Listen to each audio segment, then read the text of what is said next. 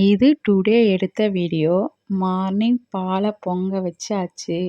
பாலும் நல்லா பொங்கிடுச்சு. ரொம்ப ஹாப்பியாயிடுச்சு. இன்னைக்கு லஞ்ச் பாக்ஸுக்கு புதினா சாதமும் அப்பளம் தான் நான் செய்ய போகிறேன்.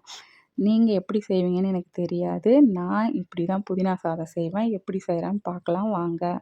ஃபஸ்ட்டு புதினாவை எடுத்து நல்லா க்ளீன் பண்ணி தண்ணியில் போட்டு அலசி மிக்ஸி ஜாரில் எடுத்துக்கிட்டேன். அப்புறம் அதுக்கு தேவையான இஞ்சி, பூண்டு, பச்சை மிளகாய், கொஞ்சோண்டு புளி இதெல்லாம் போட்டு மிக்ஸி ஜாரில் போட்டுட்டேன். அதுக்குள்ளே சாதம் கொதிக்க ஆரம்பிச்சிச்சு.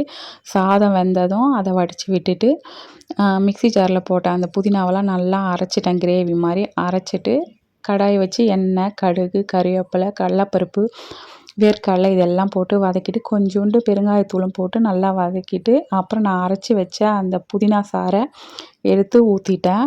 ஊற்றி முடித்ததும் நல்லா வதக்கணும்.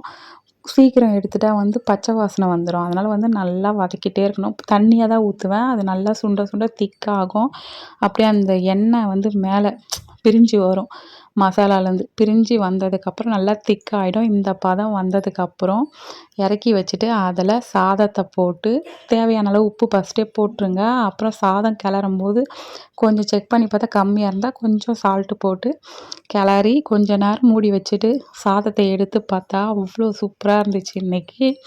அதுக்கு புதினா சாதத்துக்கு தொட்டுக்க அப்பளம் பொரித்தேன். அப்பளம் பொரித்து முடிச்சிட்டேன். இன்றைக்கி லஞ்ச் பாக்ஸ் இது தான். எங்கள் வீடியோ உங்களுக்கு பிடிச்சிருந்தால் லைக் பண்ணுங்கள். மறக்காமல் சப்ஸ்கிரைப் பண்ணுங்கள். அடுத்த வீடியோவில் பார்க்கலாம். ஓகே, பாய் பாய்.